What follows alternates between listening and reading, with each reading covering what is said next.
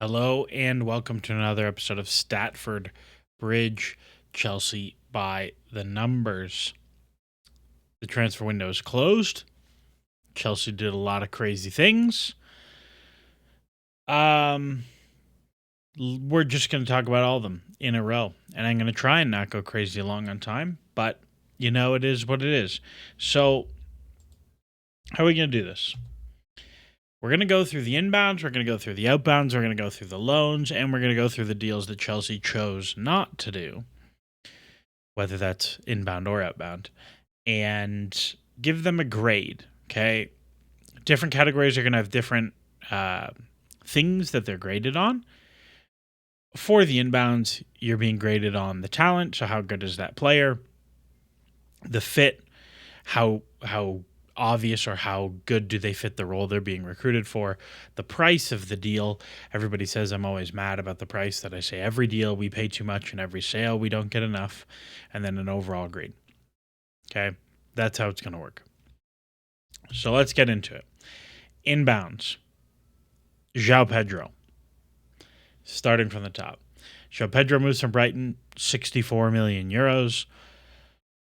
The guy has started the season at Chelsea and the Club World Cup like a house on fire. He cannot stop scoring.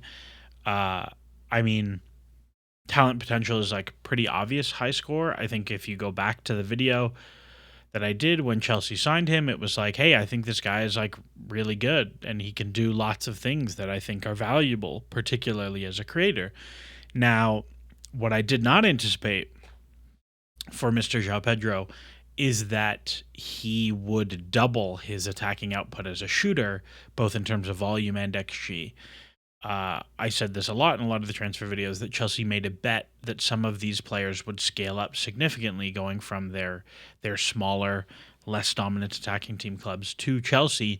And that bet seems, at least in the small sample size of whatever 5 or 6 matches, to be very true in the case of João Pedro. He's getting a tremendous amount of high-quality shots. His XG plus XA non-penalty through the 3 league matches so far is like 0.85. Now, not exactly a murderer's row schedule. And there's a lot of like very high quality set piece stuff in there. It's not coming from open play, but it's nice to see. On the fit, I really liked the fit, on the basis that I thought he was very, very useful, as he can play as a 9, he can play as a 10, he can play as a winger, and he can do all of those things in a squad that needs guys who can do those things. And I think that was really, really valuable. I think the fit made sense. I think one of the things I probably got wrong is I thought he would spend significantly more time as a winger. That's definitely not going to be the case, and it is what it is. On the price, he gets a B minus.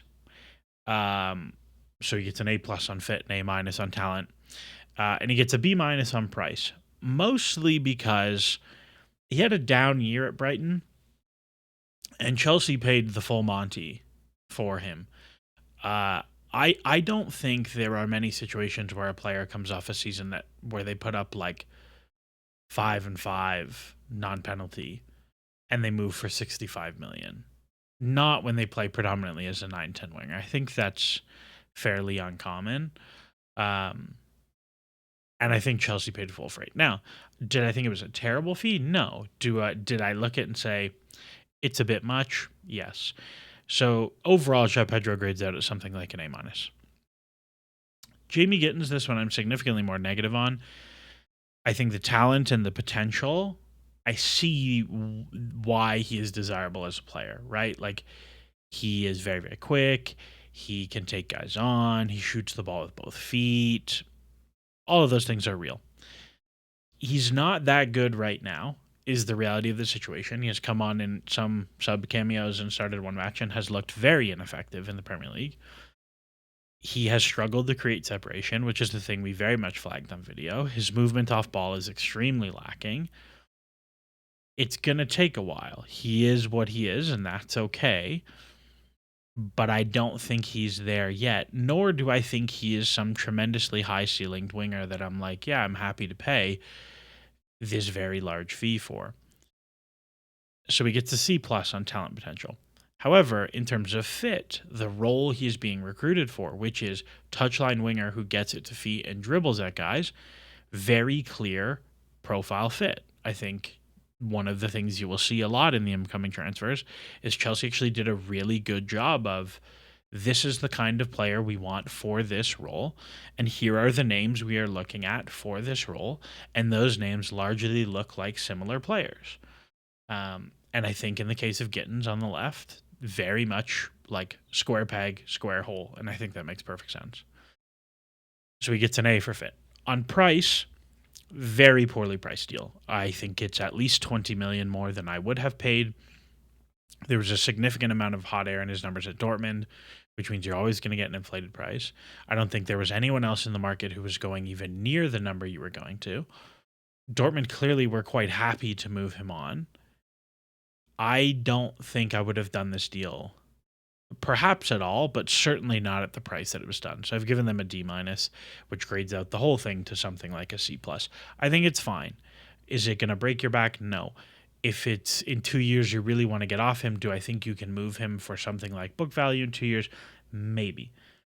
But you're talking about 56 million euros. You compare him to one of your outgoings like Noni Madueke, and that's the exact same price.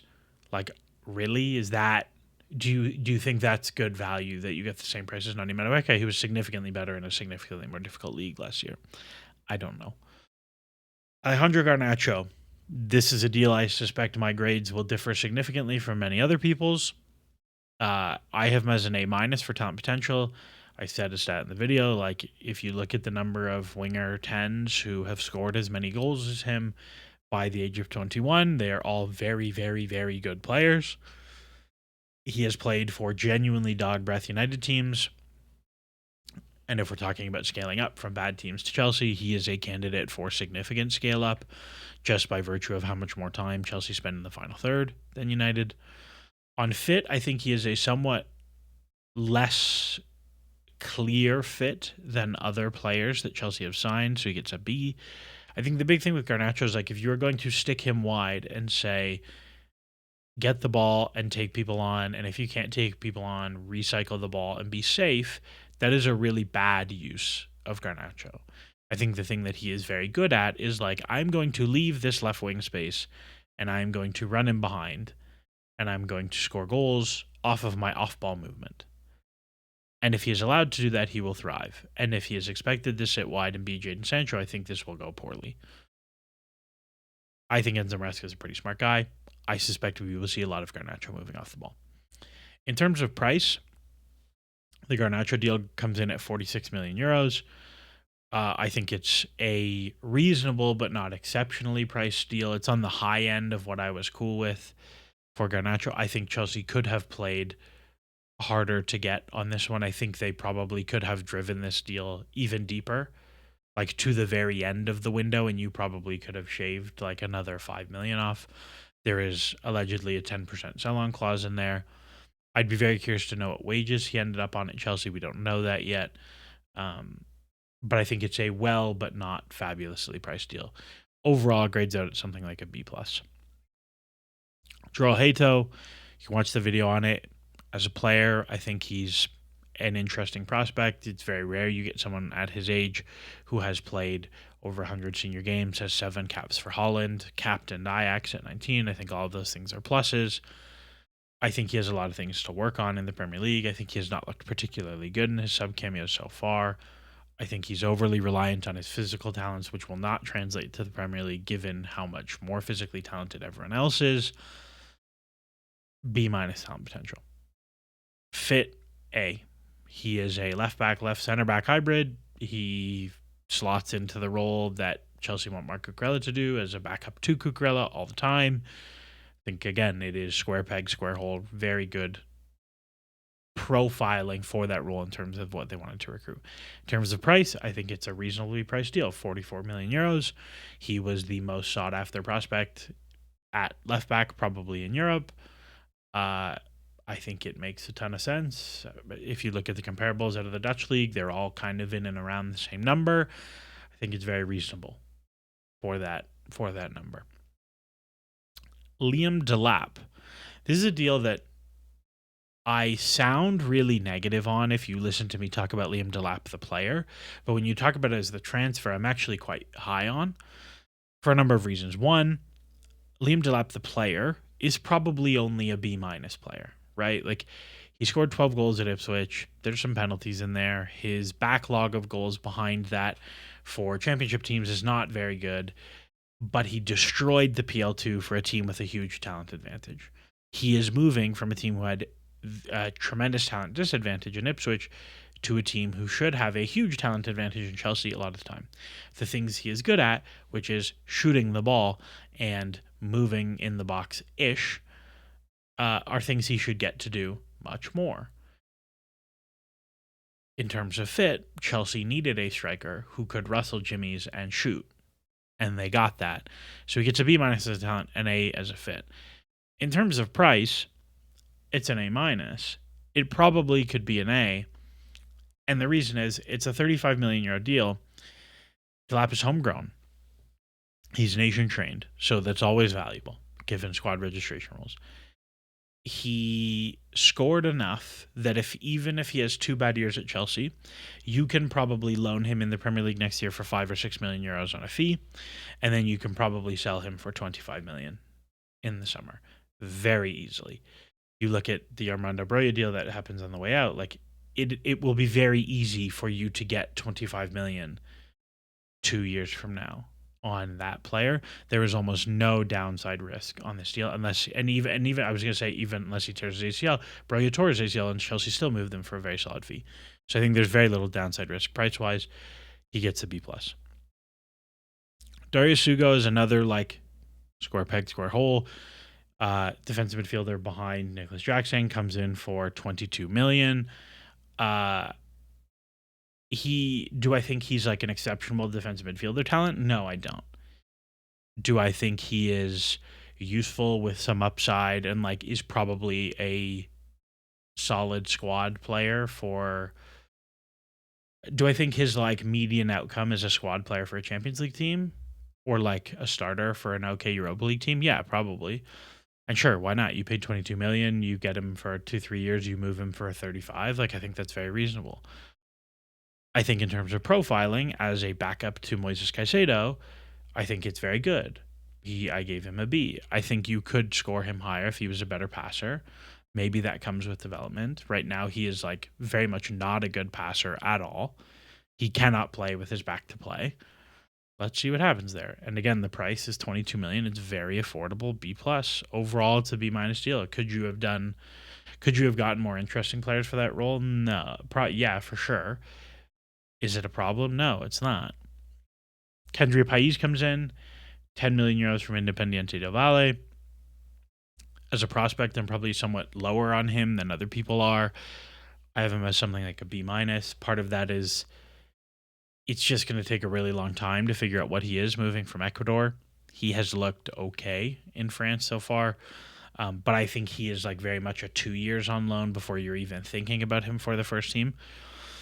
In terms of fit, I think he's kind of weird because he's like that winger 10 tweener, but he does not have the like top end creative skills that to play in that role for a team of Chelsea's caliber you need.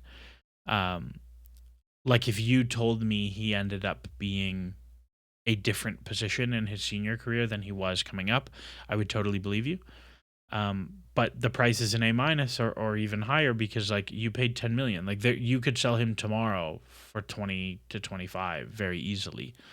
And so I think again it's another one that I'm sure there's a hefty agent fee attached to that 10 million, but Chelsea have done a pretty good job to get the deal done early, and then they're going to make easy profit on that move. B minus overall. Facundo Buonanotte comes in from Brighton on loan, something like £2 million on loan, full wage coverage, no option to buy. I think Buonanotte is an interesting prospect. He's a pretty good presser. Dimitri posted a tweet today about like his numbers before Ruud van Nistelrooy came in and decided to do weird stuff, and it's like actually pretty impressive for a genuinely terrible Leicester team.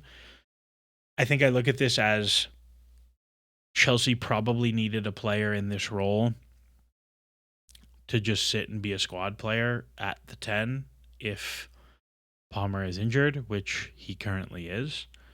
and his wages are low, and the loan fee was low, and like it's gonna cost you 4 million for the year to have someone who's like not terrible as a backup in that spot if you ever need to play them.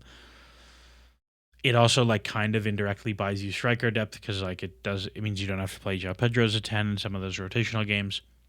I think it's fine. It's just to see across the board. Like there's nothing I really, it doesn't hurt you. There's not really a kid in the academy because Keanu Dyer went on loan that you're like, oh, I'd really prefer them to play those minutes. Like I think it's just maybe Reggie Walsh, but like I don't think there's a situation where Buonanotte is going to play over Reggie Walsh. You know what I mean? So I would put the under on his, I would put the line for his minutes at like 600 for the season probably. So I don't think it's that. Would I pay 4 million for 600? Maybe not, but I think it's fine. And then Estevao comes in this window, and he's just an A plus across the board. The kid's a superstar prospect. Chelsea got a really good price on the deal. I think that one we're going to look back at and be like, yeah, you guys are great. So overall, when you take kind of all the players that came in on talent and potential, it's a B minus. When you take the fit, it's an A minus. I think Chelsea did a really good job in terms of identifying the roles they needed to recruit. On price, it's a B. I think they have had significantly worse windows in the past in terms of pricing deals. I thought they actually did a pretty good job on a lot of these deals. It's really just the Gittins one that I'm like, I think this was a very poorly priced deal. And I think the João Pedro one, they probably went 10 million higher than they would like to. Euros, that is. But I think overall they did a totally reasonable job on the incomings. On the outcomings, they're only being, or in the outgoings, they're only being evaluated on two fronts. How good is the player and how good is the price? Transfers, like at their core, are like sell bad players, buy good ones. And you would like to not sell good players in general. And maybe that's a reductive way to look at it, but that's the reality. So Chelsea sold a lot of players. You will see, like, hey, this whole list on the screen is not all the players. I had to make two because I can't fit it and make it big enough to read. So, bite me. Biggest move of the window out for now is Noni Madueke. I think Noni is great. You might see this and say, why is Noni Madueke a D+? That's because, like, the better the player is, the lower the grade, because this is a grade for Chelsea, not for the player. Madueke is really good. He's very productive. I think he's poised to pop significantly as a player. Like, this is not a player I would have moved now. I think Estevao being so good changes the calculus on that. But I certainly would have preferred to keep my Nani stock at Chelsea. That being said, I think Chelsea got a reasonable price for the deal. It's a little bit low, right? Like, again, it's the same price as Gittins. And that sword cuts both ways, that Gittins was overpriced. But I also think it cuts that Nani was slightly underpriced. I think you could have gotten more. And some of that is bad luck that, like, he just didn't finish that hot last year. If he finishes the same amount hot that he finished cold, like, this is probably an 80 million fee if you moved him. So I give that one a C overall. Sad to see him go. Not distraught. Next one up, next big fee, Christopher Nkunku moves to AC Milan for 37 million euros. Again, another good player, but like just didn't really work out at Chelsea. I think D+ is probably harsh on talent here. I think he has dropped off significantly. The price is a B. You just about break even on book value. And if I was to be probably a little bit kinder on my grading for this, and you'll see when we do, like when I do the averages, like I was a little bit generous with, if the average mathematically came out to a B-, but like it was halfway between B- and B, I gave it a B. I think the thing with Nkunku is you're getting off his humongous wages. That's the real win for this one. Is like you break even on the book value and you just get rid of a huge cost center in the future. The deal gets a C overall. It is what it is. It's probably a better deal than a C. João Felix, I think, was not a great player. You're very happy to get rid of him as a player. He moves to Al Nassr for 30 million euros. I think he was more of a headache than he was worth. I think the deal was kind of dumb. I think you've done well to get a reasonable price that you're making a small loss on, but if he moves to Europe within the length of the contract, you will probably get your whole money back. You get a B-, but you don't get better because no bonuses for like dealing with your own mistakes on that one. Georgi Petrovic moves to Bournemouth for 29 million euros. I think Georgi Petrovic is very good. I think he's an excellent up and coming goalkeeper. I don't think he is so good that Chelsea should be like, oh my God, I can't believe we're selling this guy. Like, I really like Georgie. I was on Georgie almost 5 years ago now, and actually definitely 5 years ago now. Um, like pumping his stocks to Europe, and I'm very happy that he came to Chelsea. I think that's really cool. But I don't think he's like one of the 10 best goalkeepers in the world or is ever going to be that. I think going to someone like Bournemouth, where like actually you're going to get a lot of shots and you're going to have to make a lot of saves, is more than you're going to have to prevent shots as a sweeper and cross claimer. I think is actually a really useful, um, is a very correct profiling for him. And I think the fee is very reasonable. You made a small profit on it. I think it's very legit. That one gets a B minus for me as well. Like, could you have done a little bit better on the fee? Yes. Could you have been a little bit more clever about the shenanigans of the goalkeepers? Yes. It is what it is. Leslie Gachukwu moves to Burnley, also 29 million euros. I am lower on Leslie as a prospect than almost everybody else. I never really saw it. I thought he was like a pretty lackluster passer. He cannot defend anything behind him. He's a pretty good presser, but he cannot defend behind him. And he's like a defensive midfielder whose best role is getting into the box, but he's not good enough high up the pitch to like continue to play him there.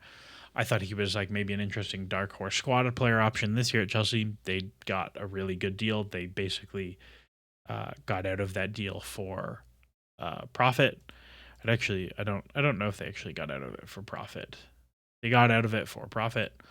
You're really happy with that, I think. And if you include the loan deals, the loan fees over the last season, you almost certainly got out of it for a reasonable profit.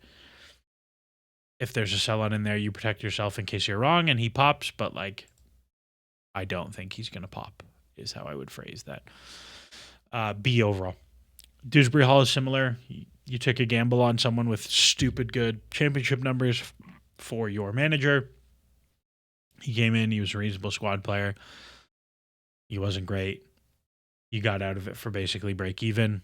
He moves to Everton for also 29 million euros. And this is why I say the Delap one is a well-priced deal, because like Dewsbury Hall was significantly worse than I suspect Delap will be this year, and significantly less involved. Well, maybe not after the Delap injury, and you break even. So like it's very clear that you'll be able to get out. That one also gets a B. Renato Vega. Again, maybe I'm higher on him as a prospect. I think you have a tremendously large human being, left-footed, can play center back, left back, defensive midfielder. I think there's a lot of value in players like those. I think Chelsea got out for a very reasonable price. They bought him for like 14 million. They got a 4 million loan fee, and then they flip him for 25 with a huge sell on. Like, I think that's when you're looking at that you're probably going to make even more money, but very good player trading expedition. He came in, he played like 6 Conference League games for you, 2 league games, I think, a cup game maybe. And for 10 games of minutes, you've made something like 20 million euros on that flip. I think that's very, very reasonable. B plus on that deal overall. Armando Broja, who's been like hanging around, kind of doing nothing for a few years, just hasn't worked out as a prospect. I don't think he's good. I don't think there's any world where he was ever going to be useful for you as a player. You move him to Burnley as well for 23 million euros. I have no idea what Burnley are doing buying him. I think he's like pretty not good. I don't think he's a Premier League caliber forward. Great price on the deal. Move on. Very good. That one gets an A. Carney Chukwuemeka goes to Dortmund for 20 million. That is a small profit for Chelsea when you factor in the fact that he had very large wages for his time at Chelsea, but you wipe out that he had a 2.5 million euro loan fee to Dortmund last year. It probably comes out about net even. I did not like him as a prospect gamble when Chelsea bought him. I thought there was not enough signal there in terms of how many minutes he'd played, given he was a senior pro for a few years already. Other people like the aesthetics. I'm not an aesthetics guy. Didn't work out. No problem. You get out of a player that was probably not going to play for you ever for a decent price, and you insulate yourself against upside risk with a pretty hefty sell on as well. Another deal that's a B plus. And like you get the theme here that like Chelsea had a bunch of gambles in Leslie and Dewsbury Hall and Vega and Carney and a few other guys that like they gambled, it didn't work out, and they got their money back or more, and they gave themselves some protection if the player pops, and that's what it is. We're gonna come to Nico Jackson last because like it's the most interesting one to talk about. Amugu they bought, they registered him, they immediately sold him to Strasbourg for exactly what they paid. I, I don't know. There's some financial tomfoolery going on there. Your guess is as good as mine. It gets a B because I don't know what's going on there.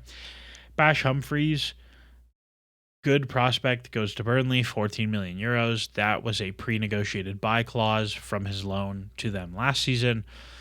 I like Bash much more than others. I think having very two-footed center backs is tremendously valuable. The kid can really pass.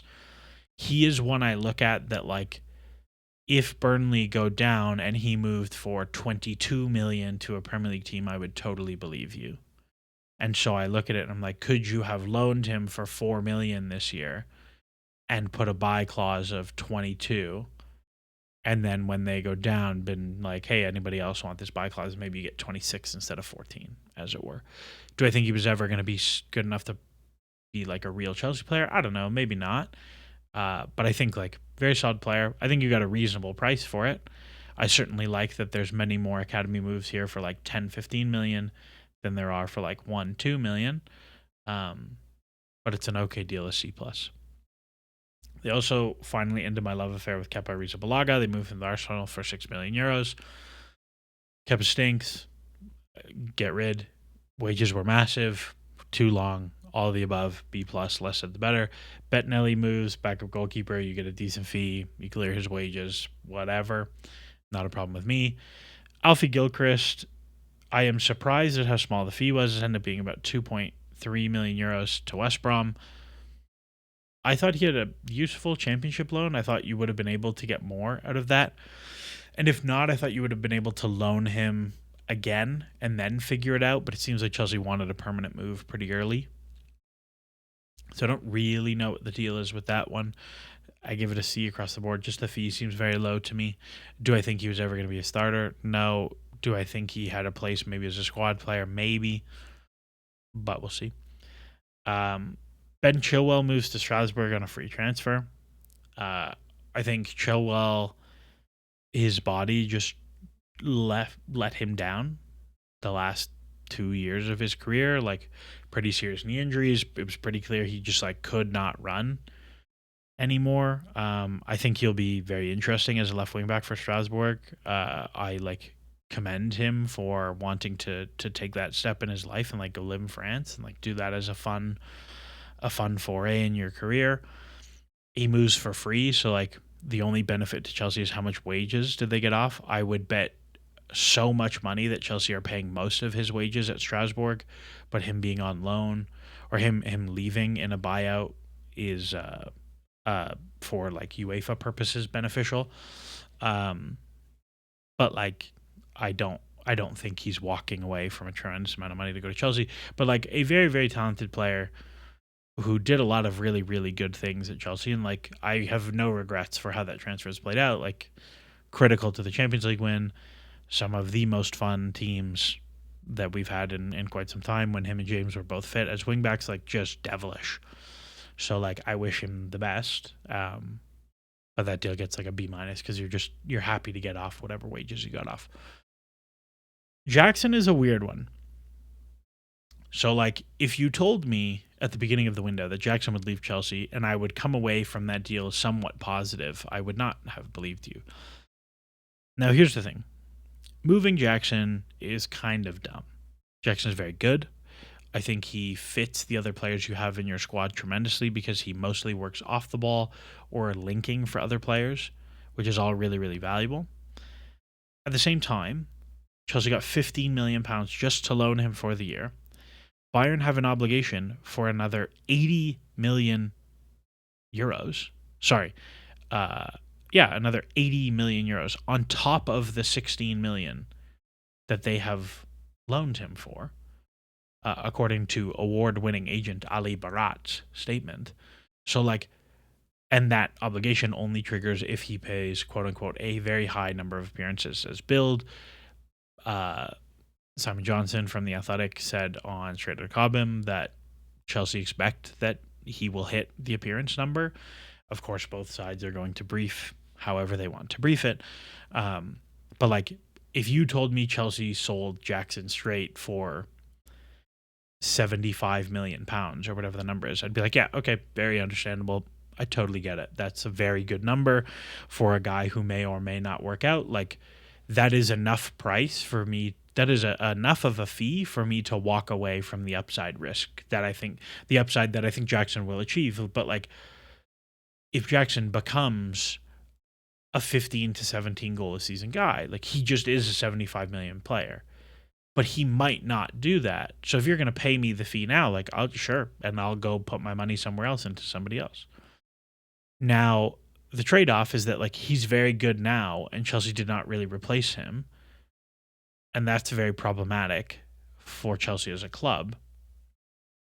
And so that move gets a C plus, mostly because you moved out a lot of talent. But the price I think is very good. Like I think I'm not mad at the price. I think that's very reasonable. So overall, in terms of the players they moved out, something like a C plus. I think they let go of some guys who are good that I would have liked to see more of, particularly Jackson Madueke. But I think they also moved a lot of like long-term headaches that have been with the squad for a while in terms of roster spots and loan spots and wages and all that sort of thing. And I think they did a pretty good job on the outgoing fees. Like the only fee that I look at and I'm like, I don't love is like, I guess the only ones below a B here are Alfie Gilchrist and Ben Chilwell. And it's like, okay, I think Chelsea did a pretty good job on the outgoings this window. And I think one of the things that we will see particularly is that they opened up, particularly last season, a lot of the like avenues for Chelsea to do player trading, which is like a thing that they have to do to make money because Chelsea can't build a 100,000 seat stadium, which would give them the revenues that that City and Spurs and Arsenal and United and Liverpool have, is that Chelsea have to do player trading well to have the money to do the other things because they don't have the matchday revenue. And apparently not a shirt sponsor, which we'll figure out later. But like a lot of those player trading spots were clogged up because they had João Felix on loan and they had Raheem Sterling and they had like all these guys and Disasi and like Vega and like all these guys who were like part of the previous player trading and Carney and who like were maybe not hits and not going that well. And they moved out a lot of those guys to now open doors for new players. So like I would be very unsurprised if in January you saw Chelsea buy like 3 18 to 21 year olds that are like, yes, you're going to come in and you're going to do the 2-year loan thing and then we're going to figure it out. Like another Andre or another, some of the guys who end up at Strasbourg this window, like Hogsterp or whatever, the Norwegian center back or Danish center back. Like that's kind of what I suspect you might see Chelsea do in January because they've opened up some of those roles. The loans are interesting. Keanu Dyer signs a new contract today till 2030. That's great. Keanu Dyer's really good. He's a fun prospect. I think he needs some tender love and care to get him to be a good pro. He goes to Volendam in the Netherlands on loan. Now, one of my gripes about this, and one of the things I like about this is that the Eredivisie is a pretty safe place for like small passy midfielders to like do their thing and not die. He will have the time and space to like play soccer for real, which is good. I think that's a good thing. And I should say I'm evaluating these on like how good I think the player is and how ready they are for the loan, but also like how good the loan spot is. So in particularly for Keanu Dyer, I think the loan spot and him as a player is very good. I think it's like the Eredivisie is a good fit. I think he'll be able to play soccer. I think all those things are true. Now, the problem I have with Volendam in specific is that like they're really bad. They have drawn 4 matches so far, including at home to Ajax. They have not created more than one expected goal even one time. So, like, how good are the guys that he's going to pass the ball to is an open question. Um, he should play a lot because they're not good. But they might be like one of the worst teams in the league. Like, they will be fighting to avoid relegation. They were, I think, also pretty terrible last season, if I recall correctly. Like, yeah, they're promoted. So, not a good team. So I look at that and I say, are you going to get to play soccer and develop the habits you want to build? I don't know. We'll see. But I think like the benefits of being able to play in Holland are pretty high. Also, he gets to play with Xavier Mbuyamba, the next Virgil van Dijk. Pais, Sarr, and Penders all go to Strasbourg. I think Pais and Sarr are like similar tier of prospects. I think they're interesting, but not like they're certainly not slam dunks. I think leaving Sarr at Strasbourg makes a bunch of sense. I would have just left him there instead of buying and then loaning him back. But like I think it works out for him as a player. Pais as well. I think like giving him kind of a gateway club into Europe where like he's fine, he's going to play, he can do some things, he can learn physically. I think is really nice. He's been okay so far. And Penders, I think, is like perhaps the jewel of the player trading mechanism right now, where like this kid could be really, really, really good. He has been, I would say, probably just okay so far. He missed a game through injury, and in the other games, he's been like not great, including like the Monaco game where like it was his fault they lost basically. Where he gives them a goal. It was like pretty bad. But I am pretty curious to see how the season goes for him. And I think it'll be a good fact finding mission. Mark Guiu goes on loan to Sunderland and then immediately comes back after the Jackson sale to fill in as the squad player striker. I like Guiu as a prospect a lot. I think he scored a bunch of goals last year in a way that I would like to see my striker score goals, which is like garbage goals. I'm much more interested in strikers who like score 6-yard tap ins off their arse and like intercept passbacks and like block clearances and like slide across the 6-yard box and it hits their knee and whatever. Like I think that's tremendously valuable. I hated the Sunderland loan because I think Sunderland are going to be really bad. And they also had a bunch of strikers that they already spent money on, so it was going to be very difficult for him to get minutes. He scored in their cup game against the championship team. I can't remember who, but he only played 15 minutes in his 2 Premier League games for them. But Chelsea recalled him. I don't think he'll play a ton until January. Like, I suspect not really much at all. But we'll see. I think the next loan should definitely not be Sunderland, though. I would loan him somewhere that you expect he will score a bunch of goals. The problem with this is that he seemed to reject a bunch of loans to places that I think he would score a bunch of goals. So we will see how that goes. Anselmino goes to Dortmund on loan. This is a loan that I really like, mostly because we're going to find out very quickly if Anselmino is like actually any good or not. The video and the data in Argentina were not great. I would put him in a similar bucket to Sarr, but honestly probably worse. The thing that I like about this loan is that the Bundesliga is a blender for center back development. Like you sink or you get eaten by piranhas very quickly. Sorry, you swim or you get eaten by piranhas very quickly. I think when you look at Anselmino, like every team in the Bundesliga presses, we're going to find out if he can play through a press or not very quickly. Every game is very fast, and center backs have to defend in big spaces and transitions because every team presses. Like we're going to find out if you can really defend or not. Like you're going to look like a bozo if you can't very quickly. So I love this loan for him. He played 1 game. He looked very good. Let's see if that's like if he's like a real prospect. That changes a lot of things for Chelsea's development room in terms of center backs. The same thing is true of Sarr. It opens a lot of doors if those guys are like real players who can play at Chelsea next year. So we will see. Behind those guys is like a cavalcade of academy loans. Omari Kellyman goes to Cardiff. I don't know anything about Cardiff. I don't think Kellyman's that good a player. We call it a C plus because like whatever happens, happens. Leo Castleline goes off to Huddersfield. He scored a goal, I believe, and also made like an incredible tackle to save a goal. I really liked Castledine in the academy. He's still 19. Let's see how this year goes for him. Isha Samuel Smith was sold to Strasbourg and then unsold to Strasbourg and then loaned to Swansea. So your guess is as good as mine. What's happening there?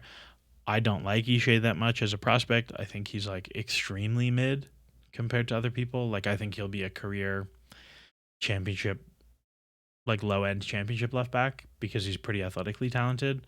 But like I just don't. I think there's a 0% chance he is a left back for Chelsea ever. So I would have just been happy to take the money and like let him go because they moved him for 7.5 after paying 4. Like sure, would have been no problem with me. I don't want to deal with this. So I suspect there is some comeuppance down the line. And then Caleb Wiley moves to Watford. I do not rate Caleb Wiley as a prospect. If he plays, great for him. If not, I don't really care on the loans. There's also the David Washington loan to Santos, which is now over because allegedly he was recalled as well. So we will see what that means for them. Now, the last category is deals not done, which is a little bit more nebulous to grade. And the two factors that I really want to think about are like, one, how much of a problem is it in general that this deal didn't get done? And then how much of a financial problem is it that this deal didn't get done? And the deals that I wanted to look at are on the outbound side, Raheem Sterling, Axel Disasi, David Etrafana, and Gaga Slanina. And on the inbound side, a goalkeeper, a center back, and a striker. Because I don't think anyone is like, we need another midfielder. I don't think anyone is like, we need another winger. I don't think anyone is like, we need another fullback. I think it's really just like after Jackson went, what about a striker? After Colwell went down, what about a center back? And in goalkeeper, people are like not cool with Rob Sanchez and Philip Jorgensen.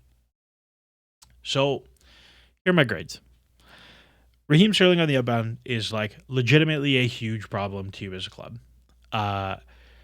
He makes so much money and his fee was so large that like he is an anchor on your books every single season he continues to be at the club. Not only that, Raheem Sterling is like probably still useful to many teams, but he also does not want to move to anywhere outside of London. This was always the case when Chelsea signed him. I remember speaking to agents and to recruitment people from other clubs at the time who were like, oh my God, I would not go anywhere near this deal. He only want like the two biggest things that allegedly Raheem Sterling's agency were saying to people was like, Raheem wants to go to London and he wants the last big contract of his career.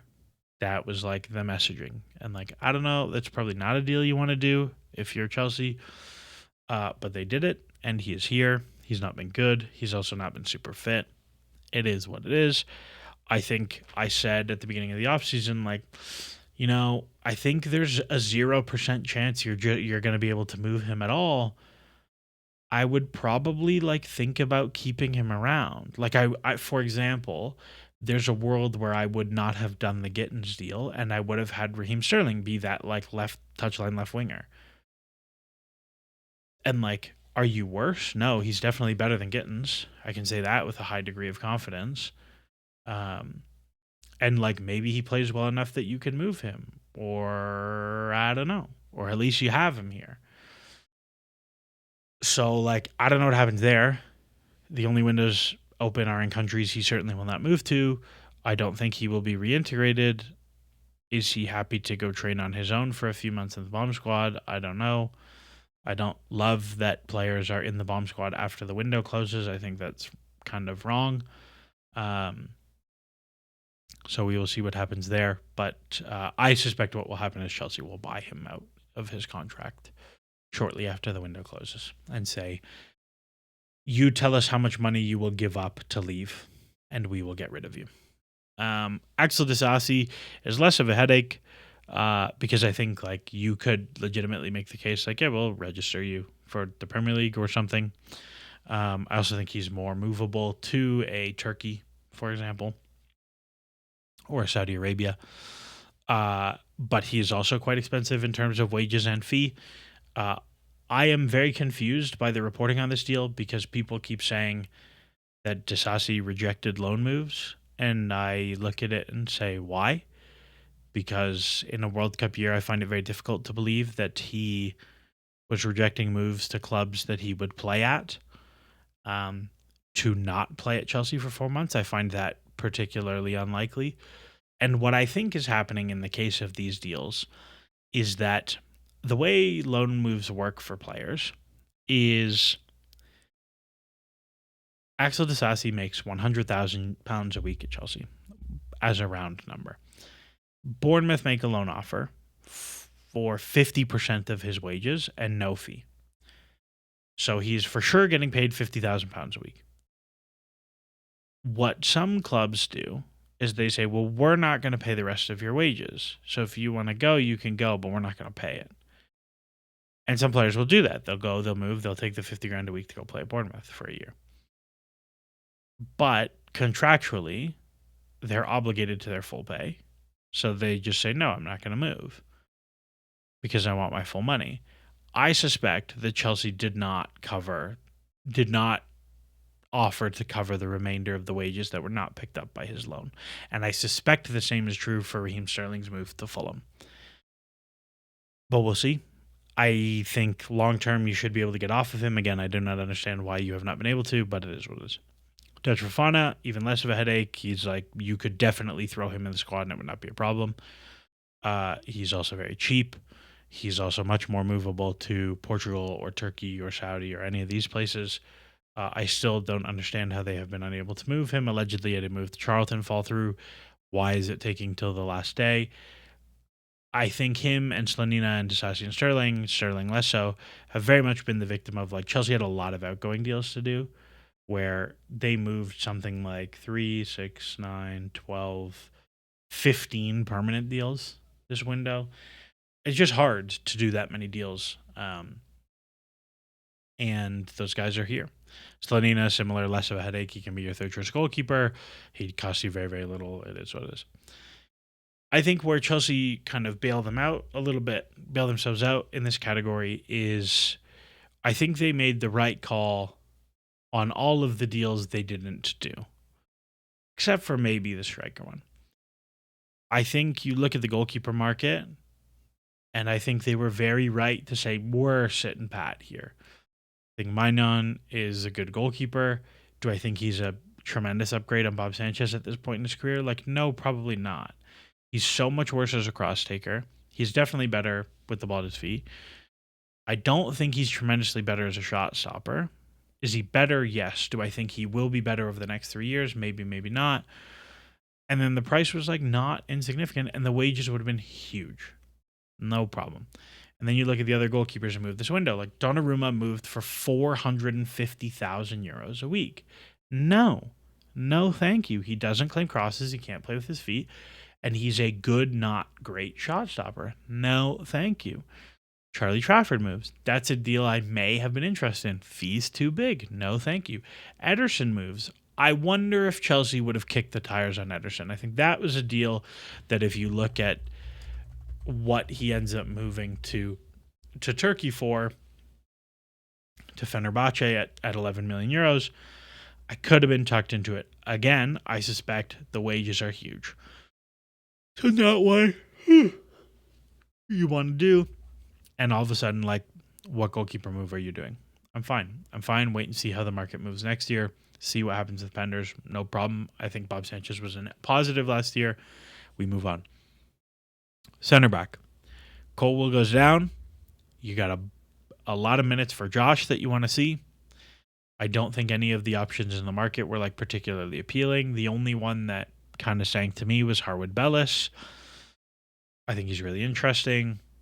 I think if you could have moved one of your guys for a pretty big fee, maybe you did something. But I think they made the right call to like not spend any money here and just be like, nope, we're fine with this.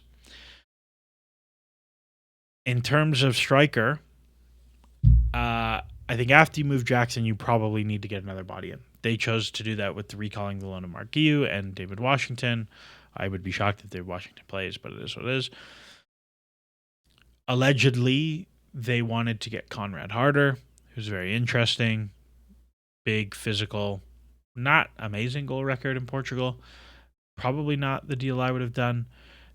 Not a deal Chelsea would have done, evidently. Um,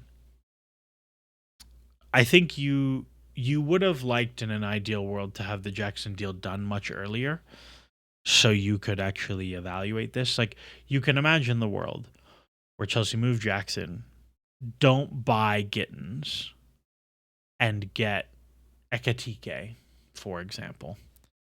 Like, you could go back and say, okay, what if you didn't do Gittins and some other deal, and you did Ekatike, Gittins and Buonanotte, and you did Ekatike instead because Jackson goes out. And you're like, actually, yeah, I'd obviously be way happier about that. But they didn't. And so here's where we are. So overall, in the deal's not done, they get something like a C across the board. So when you put that together with all the other categories, where do we grade out? They got a B on incomings, they got a B on outgoings, they got a B on the loans, and they get a C on the deals they didn't do. It averages out to about a B minus.